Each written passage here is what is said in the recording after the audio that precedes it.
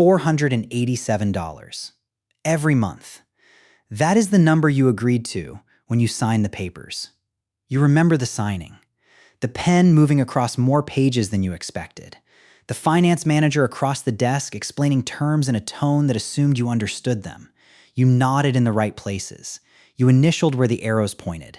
Then you drove off the lot. And that is the last time you thought carefully about $487.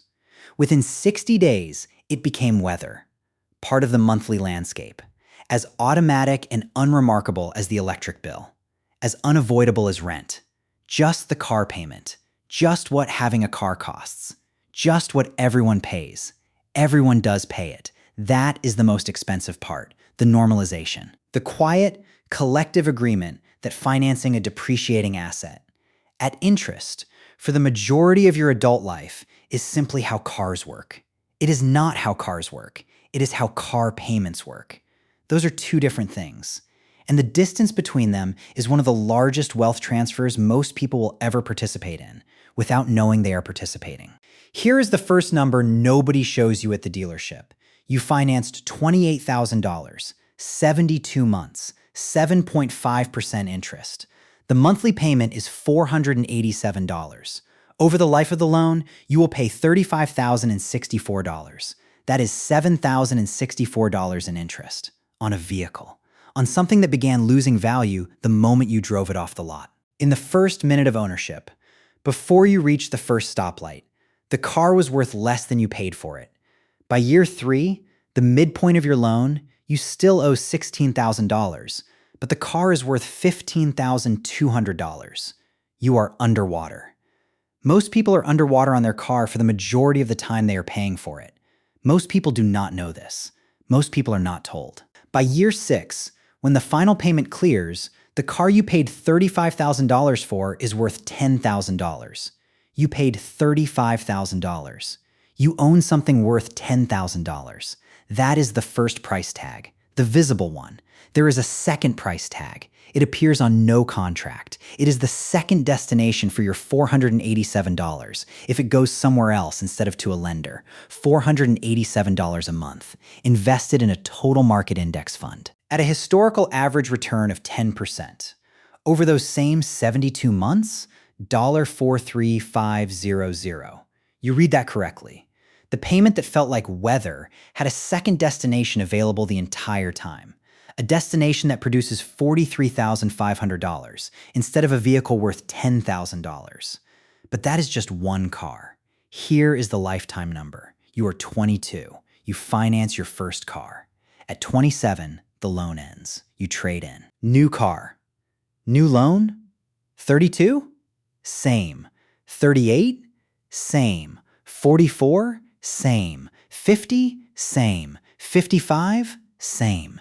You have been making car payments for 33 years. This is not unusual. This is the financial life of the average adult, the total paid across those 33 years, in principal and interest combined, is $247,000, nearly $250,000, paid to lenders, for vehicles that are worth a fraction of what you paid every single time the payments stop. Now, the second price tag. What if those payments had gone somewhere else, into the same index fund, across the same 33 years, $1100000, $1.1 million from car payments, from the number that became weather, not from a salary increase, not from an inheritance, from $487 a month, redirected. The obvious question, you need a car. This is not a video about not having a car. The argument is against the recurring decision to finance new ones on long terms at interest for the entirety of your adult life without ever seeing the full number. Here is what the person who saw the full number did differently.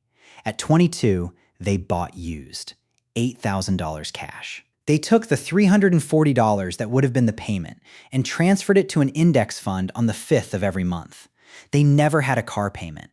Not once in 20 years. They are 42. Their investment account built from redirected car payments, sits at $310,000.